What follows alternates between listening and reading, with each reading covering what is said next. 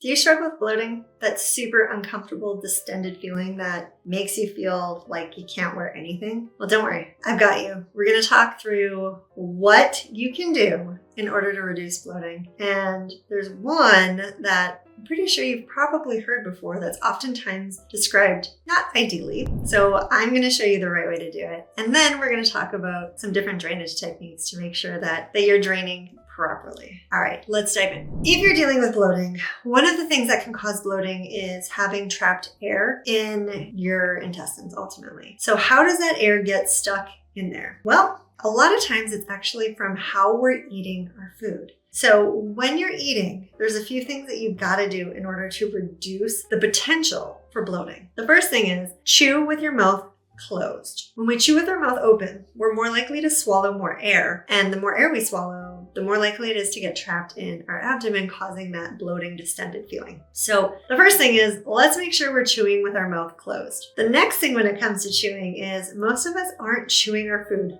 properly. What do I mean by that? Well, a lot of us are just eating on the go and we're shoveling food in. And I know you do it because I do it sometimes even though I know better. But ultimately what we gotta do is we gotta slow down and we have to chew our food until it's an applesauce consistency. Yep, that is more than the like chomp, chomp, chomp, swallow, chomp, chomp, chomp, swallow. We really gotta slow down and chew our food. Now, why do we have to do that? Why is that so important? Well, because digestion actually starts in the mouth. Our mouth, we have teeth, and our teeth are there to rip, chew, grind. Our stomachs don't have that. Our stomachs have stomach acid to further break things down. But if we're asking our stomach to break food down before it's actually broken down to a level where the stomach can handle it, we're putting more pressure on our stomach, which then means it's more likely that food is going to continue to travel through our digestive system, putting more stress and pressure on it. A lot of people end up having indigestion and that bloating feeling because they're eating too fast and they're not chewing their food well enough.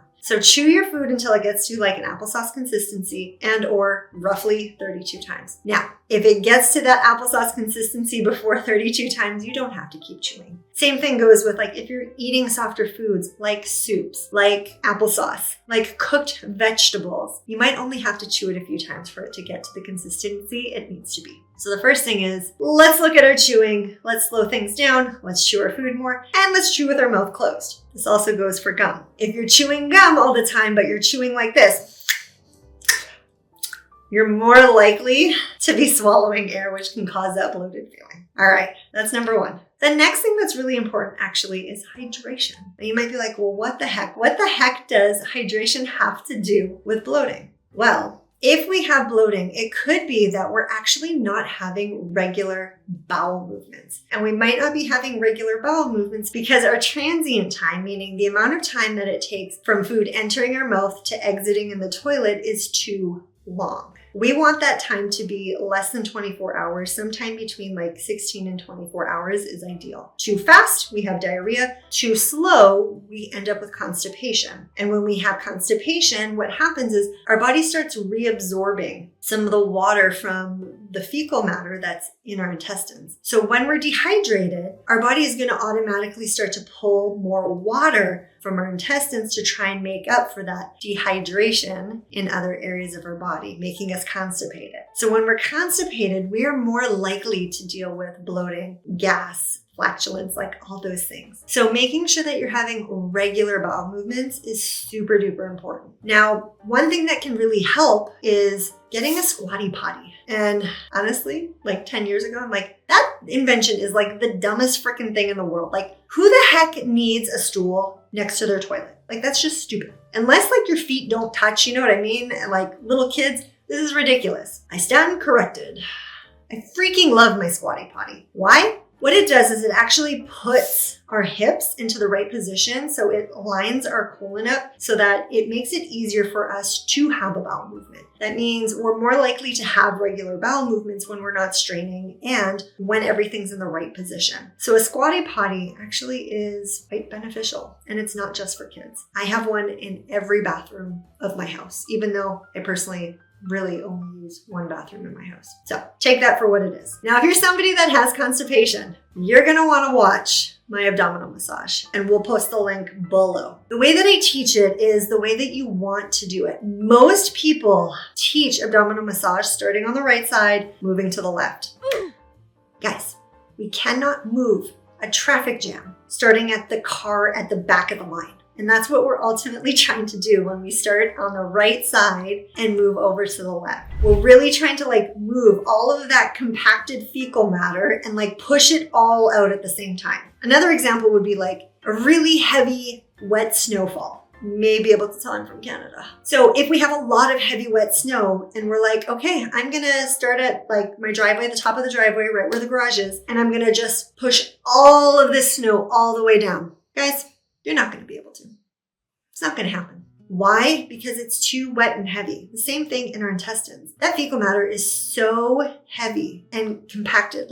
When you go to the bathroom, it's not this soft, easy thing that finally comes out. It's compacted, it's big, it's thick. Same thing. So we got to start at the left side and then work our way to the right by always bringing it over to the left. Same thing with lymphatic drainage, right? We never start at our fingers and toes. All right, so watch that video. The link will be below. But the last thing that you guys need to know for lymphatic drainage, you want to make sure that you're moving the fluid properly. This is the area that I see done improper all the time. Whenever somebody's doing manual lymphatic massage, dry brushing, gua sha, using the wooden paddle, fill in the blank with whatever it is. What they're doing is they're starting at their pelvic bone and pulling the fluid up to their heart. That's wrong. Don't do that. That's not where the lymphatic fluid drains. Now, why is the lymphatic fluid important in this instance when it comes to bloating? Well, our lymphatic system and our gut, remember, work together. And the lymphatic system actually is responsible for helping absorb digested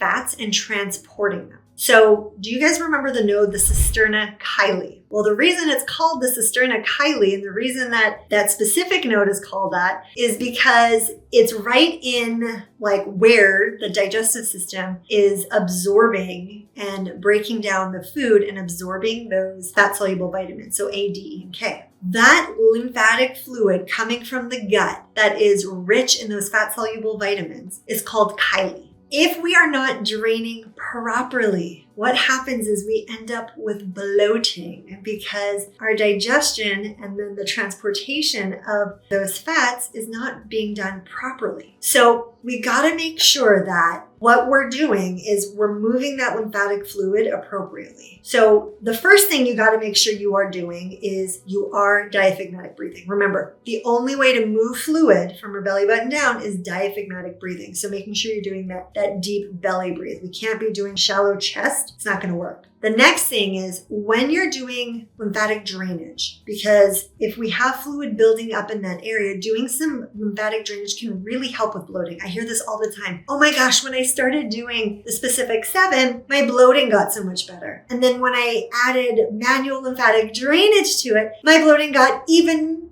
more better. And I know that's really good English that I use right there, but my bloating improved even more. So let's talk about what that looks like.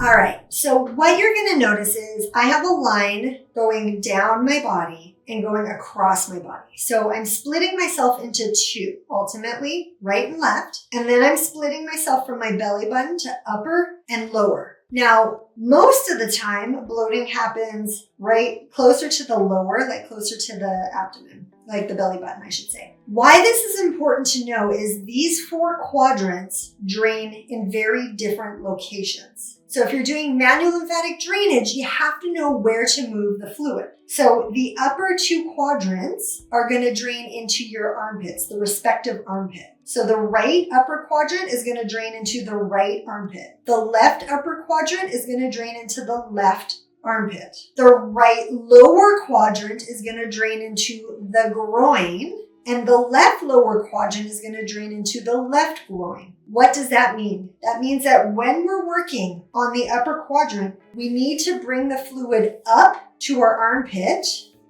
in order for it to drain. When we're working on the lower quadrant, we need to bring the fluid down to the groin to drain. Can you see the problem if we're sitting here and we're just bringing the fluid up like this?